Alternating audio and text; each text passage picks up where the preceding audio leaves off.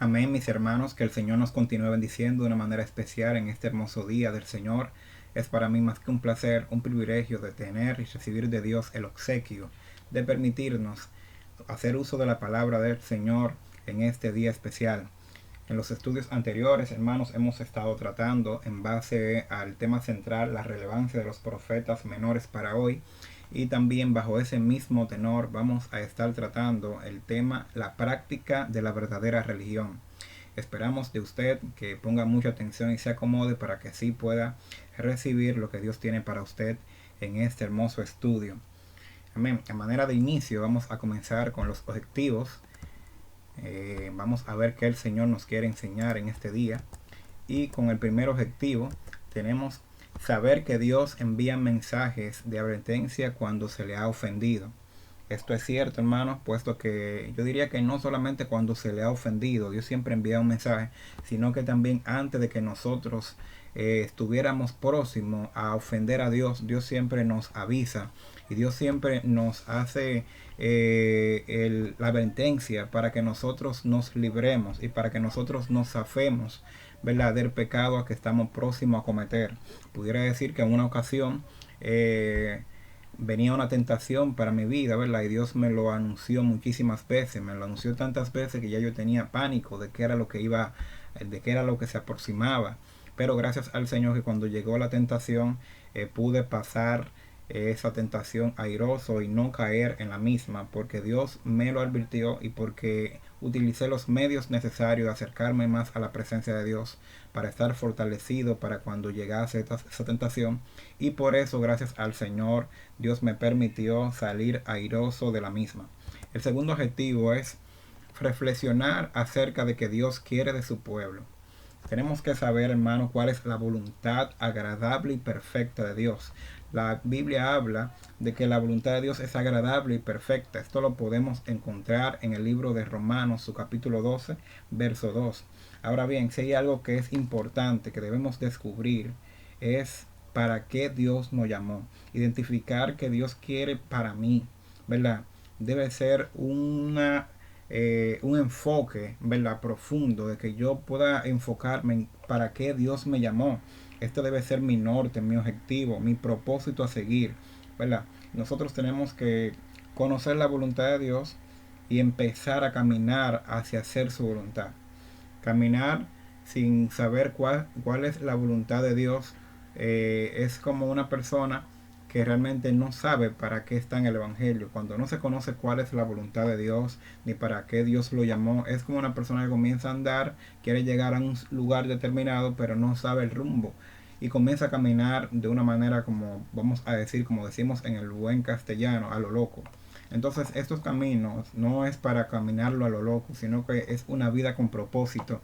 Tenemos que conocer cuál es la voluntad de Dios para nuestras vidas. Amén. El tercer objetivo que tenemos dice disponer a vivir una vida rendida en santidad al Señor y de amor al prójimo. Amén. Nosotros tenemos, hermanos, que practicar el Evangelio. Practicar el Evangelio nos exige entender que los gustos de Dios están por encima de los míos y nos responsabiliza a cumplirlos. Amén. Entonces, en ese sentido, nosotros cuando estamos en el Evangelio, debemos de practicar el Evangelio. Y para practicar el Evangelio se nos exige y se nos responsabiliza a hacer determinadas acciones que conllevan a la vida y al estilo de un cristiano que quiere seguir a Jesús. Amén. Tenemos la base bíblica, la cual se encuentra en el libro de Miqueas, capítulo 6, verso 1 al 8. También tenemos el pensamiento central de este estudio, el cual cita de la siguiente manera. Dice, la verdadera religión se evidencia practicando la justicia, amando la misericordia y manteniéndose humildes ante Dios. Amén. Tenemos el conceptos que están implícitos en este tema, los cuales vamos a definir, y es la palabra practicar. Fíjense, hermano, que el tema del estudio es la práctica de la verdadera religión. Vamos a definir la palabra practicar. En este contexto, la palabra practicar sería realizar habitualmente actos que están inclinados a cumplir las normas y preceptos propios de una religión. La palabra verdadero, que dice que tiene que ver con la verdad, lo que es real, lo que es efectivo, lo que es ingenuo y que es sincero. La palabra ingenuo, recuerdes hermano, que significa sin malicia. Algo que es verdadero es algo que es puro, no es falso, es sin malicia, no es una copia, no es falsificado, sino que es efectivo, es real, es verídico, es sincero. Amén. Eso es la palabra verdadero. Y la religión, que es un conjunto de principios y creencias y prácticas que tratan de ligar el hombre a Dios. Amén. El Evangelio no es religión, dice la palabra, sino que es poder de Dios. Pero para darle una definición, amén, a la fe que nosotros profesamos, tenemos que encuadrillarla o encasillarla dentro del concepto religión. Tenemos acá el contexto, ¿verdad? Dice que ambiente despiadado donde la justicia se presentan a flor de piel.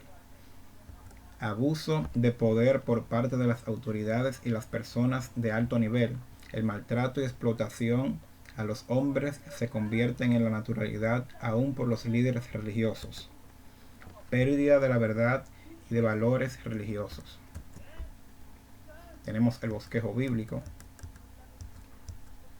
Y tenemos para iniciar el primer punto de este bosquejo. Dice, la queja de Dios contra su pueblo. Vamos a tomar los versículos 1 y 2. Dice de la siguiente manera, oí ahora lo que dice Jehová, levántate, contiende contra los montes, y oigan los collados tu voz. Amén. Oíd montes y fuertes cimientos de la tierra, el pleito de Jehová, porque Jehová tiene pleito con su pueblo, y altercará con Israel. Amén. En este sentido, hermano, estamos viendo acá lo que está diciendo esta parte bíblica. Nosotros, antes de introducir o de iniciar profundamente el estudio, queremos decir que Miqueas fue contemporáneo con el siervo Oseas y también con Isaías, y todos vivieron en la misma época y coincidieron en la importancia de la justicia esencial y la moralidad que deben acompañar a la religión. Una religión que no produce moralidad y trato justo es una religión que es contraria a la que el Señor le dio a Moisés allá en el monte Sinaí cuando le dio los 10 mandamientos. Para aquel tiempo las personas no tenían una denominación que pudieran decir, no, yo soy cristiano. Las personas se identificaban diciendo, yo soy temeroso de Dios. Entonces esta religión que Dios le dio en ese tiempo, ¿verdad?, que es traducida en los 10 mandamientos, las personas se identificaban con ella diciendo, bueno, yo soy temeroso de Dios, yo temo a Dios. Recuérdese cuando a Jonás lo iban a tirar de la barca, ¿verdad?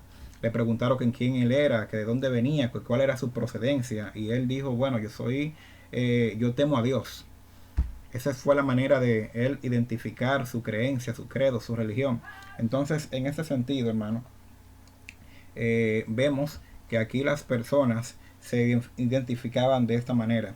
Ahora bien, a manera de introducción, queremos decir que a diferencia de Isaías, que su mensaje lo enfoca en cuanto a la parte política y la corrupción de los gobernantes, el siervo Miqueas es un campesino que está siendo esclavizado y que enfoca su mensaje al maltrato y a la explotación de los pobres, porque él también era un pobre que estaba siendo cruelmente explotado por las fuerzas de altos niveles, los políticos y los ricos de aquel entonces. Amén. Entonces, esta situación es la que está viviendo este siervo de Dios para ese momento. Ahora bien, queremos decir que la situación que estaba pasando en aquel pueblo era tan fuerte y consistía en que tanto los líderes políticos y tanto la parte norte de Judá, o sea, Judá y también Israel, se habían corrompido porque habían permitido, ¿verdad?, que se haga la explotación de los pobres. Y no tan solamente que lo habían permitido, sino que también que la promovían. Entonces, en ese sentido, se había corrompido el pueblo, los líderes religiosos en ese entonces, y habían permitido la explotación de las personas que eran de escasos recursos, lo maltrataban, los esclavizaban de tal forma sin temer a Dios. Entonces, Para ese tiempo también existía lo que es un espíritu de falsedad, puesto que se había perdido la verdad de Dios. Se había perdido la verdad y entonces las personas y los líderes religiosos de aquel tiempo creían a cualquier persona que venga hablando cosas que no eran de la boca de Dios. Creían a los falsos profetas y se conducían a través de sus palabras. Y de esta manera estaba el pueblo pecando delante de la presencia del Señor, ¿verdad?, a través de sus líderes que lo incitaban y que se conducían de esta forma. Entonces, el tema de la justicia que se trata en este libro, ¿verdad?, cual también lo vemos tratado en el libro de Salmos. La palabra justicia en el libro de Salmos aparece unos 84 veces. En el libro de Proverbios aparece 37 veces. Es bueno que usted sepa que también en el libro de Isaías la palabra justicia aparece 54 veces. Y también en el libro de Ezequiel, que aparece 22 veces. El tema de la justicia en la Biblia realmente es un tema predilecto, o sea, un tema de lo que son temas favoritos en la Biblia, porque dice la palabra de Dios que Dios ama a todo aquel que ama y hace justicia. Amén. Ahora sí, bien, con esto ya podemos entrar a lo que es el desarrollo del estudio. Y acabamos de leer el verso 1 y el verso 2, ¿verdad? Aquí nosotros vemos que Jehová le está diciendo: levántate, contiende contra los montes, oigan los collados tu voz, oíd montes y fuertes cimientos de la tierra, el pleito de Jehová, porque Jehová tiene pleito con su pueblo y altercará con Israel. Hermano, aquí Dios está mostrando su descontento, puesto que el pueblo estaba de esta forma delante de Dios. Y aquí Dios está hablando un lenguaje literario, le está diciendo, le está hablando con los montes, y está diciendo que Jehová tiene pleito con su pueblo. Imagínese usted, hermano, Jehová en pleito con su pueblo. Es bueno que usted sepa, hermano, que las personas han dicho que esos fenómenos naturales, ¿verdad?, que acontecen, que eso es Dios muchas veces castigando a las personas por su desobediencia o por su maldad, por su injusticia. Entonces esto es algo que realmente es verídico, puesto que tiene asidero bíblico, y lo encontramos en el libro, por ejemplo, en el libro de Génesis, cuando Dios mandó el fuego que consumió a Sodoma y Gomorra. También lo encontramos en el libro de Génesis capítulo 7, cuando Dios mandó el diluvio. O sea, lo que estamos viendo aquí es que Dios utiliza fenómenos naturales para castigar a su pueblo por falta de justicia y por la maldad que hay en ella, ¿verdad? Entonces, en este sentido también vemos que las plagas que Dios mandó a Israel en el tiempo de Joel, esto lo encontramos en el capítulo 1 de Joel, valga la redundancia, y también los leones por parte de Dios en el libro de Segunda de Reyes, capítulo 17, verso 25, y también la tormenta que hizo que Jonás fuera a Nínive. Entonces vemos que Dios está utilizando fenómenos naturales para castigar a su pueblo, que Dios utiliza fenómenos naturales para corregir y castigar a las naciones. Así como tal le acabo de mencionar, eso es lo que estamos viendo acá. Dios aquí está en pleito con su pueblo y altercará con Israel, dice el verso 2. Entonces, los fenómenos naturales, la forma de cómo Dios altercar con Israel y cómo Dios castigar al pueblo es a través muchas ocasiones utilizando fenómenos naturales para castigarlos. Entonces, en ese sentido, vamos viendo, hermano, qué Dios está haciendo para Dios traer a su pueblo realmente al camino. Dice la palabra que el Padre al Hijo que ama castiga. Así también es Dios. En el verso 3 dice: pueblo mío, ¿qué te he hecho yo? ¿O en qué te he molestado? Respóndeme. Responde contra mí. Hermanos, vamos viendo que Dios aquí realmente está contendiendo con su pueblo. Esto es una mezcla como de ternura con dolor, lo que Dios está diciendo en el verso 3. Dios está expresando el gran pesar de su proceder. O sea, Israel no estaba procediendo bien delante de la presencia del Señor, y Dios le está diciendo con dolor: ¿qué te he hecho yo, pueblo mío? ¿Qué fue lo que yo te hice? ¿En qué te he molestado? Respóndeme. Amén. Entonces, trayéndolo a estos tiempos, muchas veces nosotros mismos actuamos de forma delante de Dios que Dios se queda como preguntando, pero ¿por qué Él está haciendo así? ¿Por qué Él está reaccionando de esa forma? ¿Por qué Él ya no viene delante de mi presencia? ¿Por qué Él ya no me busca? ¿Por qué realmente Él ha cambiado de esa forma? ¿Qué yo le he hecho a Él? Si yo siempre lo estoy cuidando, siempre lo estoy guardando, siempre lo estoy protegiendo, y ahora yo veo que Él no me busca, ya Él no se interesa por mí, ya no viene en oración delante de mí. ¿Qué le he hecho yo? ¿Qué fue lo que yo le hice? Amén. Entonces Dios encuentra que hay una injusticia en el trato agradable que Él nos da con el trato desagradable que nosotros en consecuencia le ofrecemos a Dios por nuestras malas acciones y nuestra forma incorrecta de proceder delante de Dios. Amén. Entonces vamos viendo que Dios realmente se está sintiendo de una manera dolida con su pueblo. Ahora bien, vamos a tratar el punto 2. Dice, Dios recuerda a su pueblo su cuidado. Vamos a tomar los versículos 4, ¿verdad? 5, para ver qué nos dice la palabra. Dice, porque yo te hice subir de la tierra de Egipto, y de la casa de servidumbre te redimí, y envié delante de ti a Moisés, a Aarón y a María. Amén. Aquí estamos viendo, hermano, lo que Dios le está diciendo, ¿verdad?, al pueblo de Israel, y Dios le está diciendo, le está trayendo a colación la forma de cómo Dios lo había librado, la forma de cómo Dios lo había libertado, después de estar ellos comiendo cebolla, esclavizado, y después de estar ellos haciendo tareas pesadas en el día, estando allá esclavo en Egipto, bajo las manos del faraón, ¿verdad? Este pueblo estaba en esclavitud, este pueblo no conocía la libertad, este pueblo está siendo cruelmente esforzado, lo ponían a trabajar con fuertes tareas. Amén. Y este pueblo se encuentra en esta situación, y viene Dios con su mano poderosa y liberta a este pueblo y lo redime. Entonces envía a Moisés, ¿verdad?, que fue a liberar al pueblo, ¿verdad? Y vemos que Dios abre el mar rojo, vemos que Dios manda las plagas, y vemos la mano poderosa de Dios haciendo grandes señales en el pueblo de Dios. Entonces el pueblo, en consecuencia, lo que hace es que peca y se aparta delante de la presencia de Dios. Dice el verso 5, pueblo mío, acuérdate ahora que aconsejó Balac, rey de Moab, y que le respondió Balaán, hijo de Beor, desde Sitín hasta Gigal, para que conozcas la justicia de Jehová. Aquí en el verso 5 está haciendo referencia al capítulo 22, verso 24 del libro de Números. Aquí encontramos este escenario que está mencionando acá, el verso 5, y se refiere al momento cuando el pueblo de Israel, en su travesía de dirigirse a la tierra prometida, necesita pasar por los territorios de Moab. Pero Balac, rey de Moab, se negó, se rehusó a que Israel pasara por sus tierras porque pensaba que le iba a invadir. Entonces lo que hace es que manda a buscar al adivino Balaán, ¿verdad?, para que venga a maldecir al pueblo de Jehová.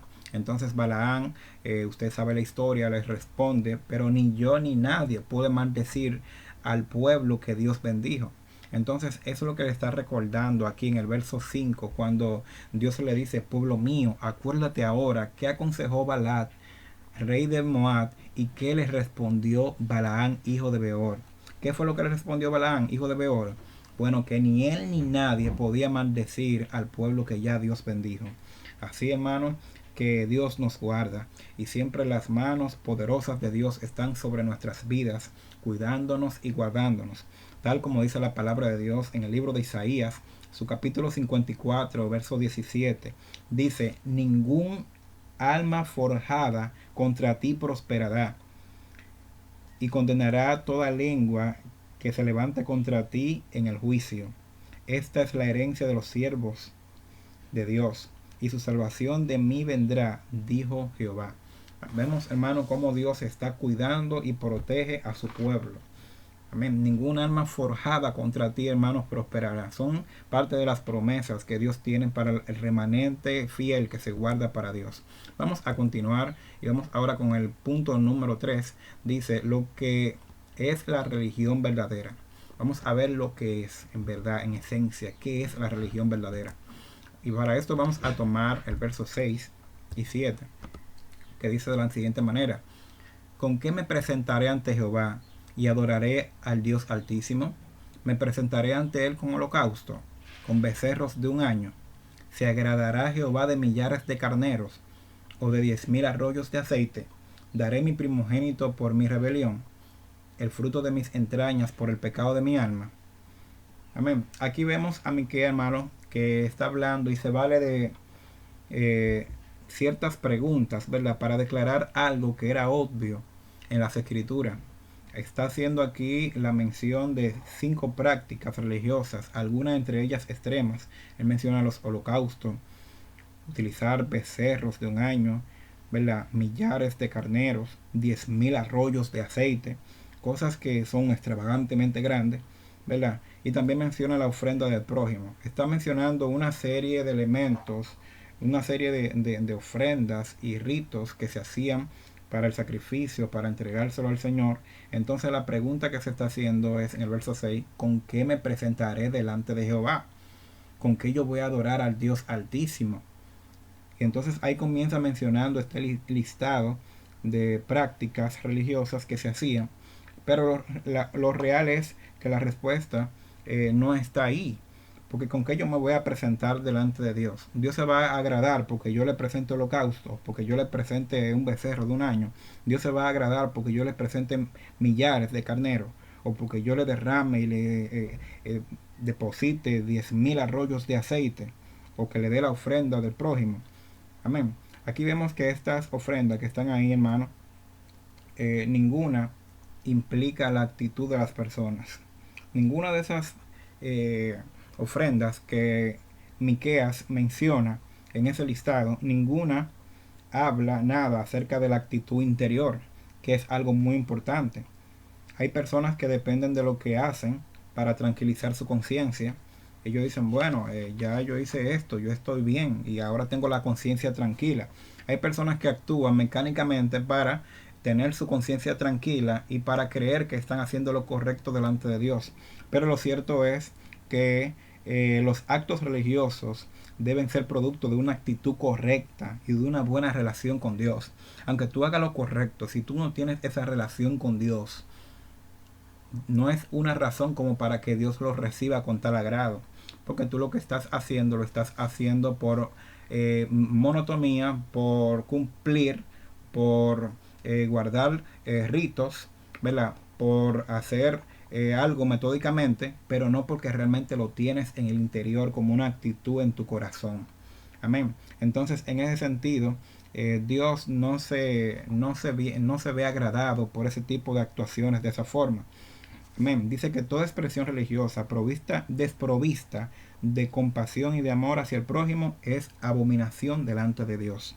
Cuando usted está haciendo una actitud religiosa y esa actitud que usted está haciendo no tiene amor ni tampoco tiene ese agrado así hacia las personas de hacerle el bien, entonces usted lo está haciendo solamente por hacerlo. Usted lo está haciendo metódicamente, mecánicamente, como Dios en alguna ocasión dijera, este pueblo de labios me honra, pero su corazón la verdad es que está lejos de mí. Vamos a continuar. Vamos a continuar. Amén. Y para esto vamos a ver el verso 8. Dice, oh hombre, Él te ha declarado lo que es bueno. ¿Y qué pide Jehová de ti? Solamente hacer justicia y amar misericordia y humillarte ante Dios. Estamos viendo, hermano, aquí que lo que Dios está pidiendo, Dios lo ha declarado en su palabra. Dice el verso 8, ¿y qué pide Jehová de ti? Solamente hacer justicia, amar misericordia y humillarte ante Dios. Lo cierto es, hermano, que para nosotros agradar a Dios tenemos que conocer y tener conocimiento vasto de sus palabras que están en la Biblia. Si usted es un cristiano que no lee la palabra, no lee la Biblia, usted no va a saber cómo agradar a Dios. Dice el verso 8, Él te ha declarado lo que es bueno. Hay personas que no lo saben, no saben cómo agradar a Dios porque no leen la palabra de Dios. Si bien es cierto, hermano, mientras más conocimiento usted tenga de la Biblia, más oportunidad usted tiene para usted agradar a Dios y de cómo hacerlo, porque hay cosas que se hacen, pero al no hacerse bien, Dios no las recibe. Entonces el verso 8 está diciendo, Dios te ha dicho ya, Dios te ha revelado lo que es bueno y qué usted tiene que hacer para que Dios se agrade de usted, ¿verdad? ¿Qué pide Jehová? Solamente hacer justicia. Nosotros muchas veces somos injustos. Cuando nosotros no tenemos justicia, cuando somos injustos, bueno, cuando nos quedamos con lo que no nos pertenece, cuando vamos a la iglesia y no le damos la gloria, no le damos el agradecimiento por las acciones que Dios ha hecho a favor de nuestras vidas. También en ese mismo sentido, ¿verdad? Cuando nosotros no correspondemos a las personas que nos hacen un favor, que al contrario, las personas nos ayudó y nosotros nos presentamos ante ella con actitud de ser malagradecidos, no agradecemos ni siquiera los favores. Amén. De esa manera nosotros no estamos mostrando justicia. Cuando nosotros estamos pecando delante de la presencia de Dios de una manera injusta, porque dijimos anteriormente que Dios nos redimió. A este pueblo el Señor lo había redimido de Egipto, pero nosotros el Señor nos libertó de la esclavitud del pecado, de sus consecuencias. Entonces cuando nosotros no correspondemos a ese amor por la libertad que Dios hizo en nuestras vidas, también estamos siendo injustos. ¿Cuándo también estamos siendo injustos? Bueno, cuando nosotros no pagamos lo que tomamos prestado. Hay personas que toman prestado y luego dicen, no, yo pago cuando yo pueda. Yo pago cuando yo no me voy a volver loco para yo pagar. Yo no voy a dejar de comer para yo pagar. Yo pago cuando yo pueda. Entonces, en este sentido, hay personas que realmente le hicieron un favor de buena fe a usted y ahora usted le está quedando mal. Hay personas que se sacrificaron para pagarle un dinero, para prestarle un dinero porque usted lo necesitaba en ese momento y la persona se sacrificó en prestarle a usted ese dinero y ahora usted dice que usted paga cuando usted pueda. Usted no se mortifica para pagar, usted no deja de comer para pagar. Entonces usted está siendo injusto porque la persona actuó con mucho amor y con mucha compasión, con mucha misericordia al momento de prestarle a usted ese dinero porque usted lo necesitaba. Es injusto usted actuar de una manera tan desprovista así, de una manera, ¿cómo podríamos decir? De una manera tan fuerte así, en ese sentido, de no querer pagar. Entonces hay que observar este punto de la justicia. Cuando nosotros no tenemos misericordia, amén, como dice el verso 8, que amemos misericordia. Cuando no tenemos misericordia, bueno, cuando nos mostramos ciegos ante las necesidades de los demás. Muchas veces los demás tienen ciertas necesidades y nosotros tenemos la respuesta, tenemos la solución a esas necesidades, porque Dios nos ha bendecido para nosotros bendecir a otros. Entonces nosotros muchas veces lo que hacemos es que mandamos a los hermanos a orar y que también decimos que le vamos a ayudar en las oraciones. Pero en ese momento no es para que usted le ayude en las oraciones. Estamos viendo un caso de que es que el hermano tiene un problema, tiene una necesidad y necesita de su ayuda para resolver esa necesidad.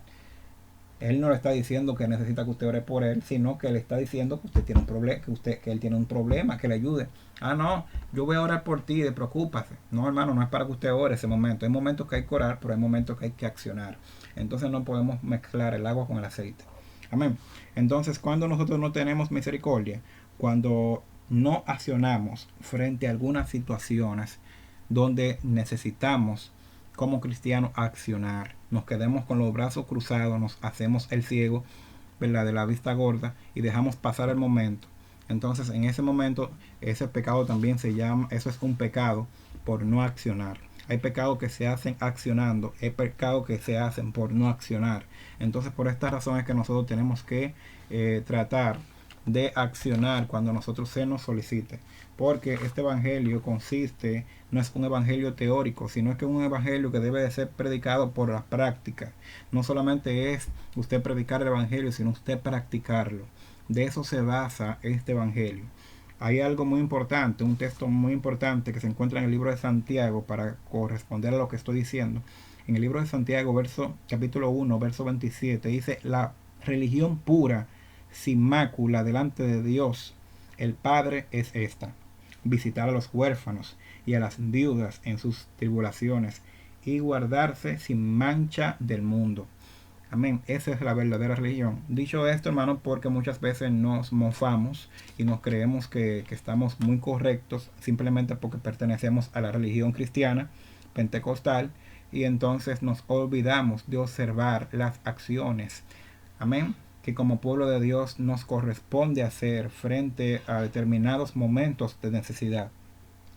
El hecho de que usted sea cristiano no significa que usted tiene el cielo abierto, ni está agarrando a Dios por la falda. Eso no es así, hermano. Usted tiene que corresponder a la práctica de la verdadera religión.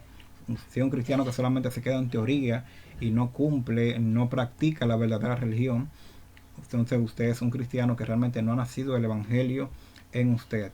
Porque lo que nosotros hacemos es porque primeramente debe crecer y debe nacer en nuestra vida interior. Por eso que la palabra nos indica que nosotros tenemos que nacer de nuevo. Cuando nacemos de nuevo, entonces van a nacer con nosotros también esa actitud, esas formas, ese estilo de vida, esas prácticas, ¿verdad? Esos ejercicios de la fe, ¿verdad? Que tenemos que hacer para agradar a Dios.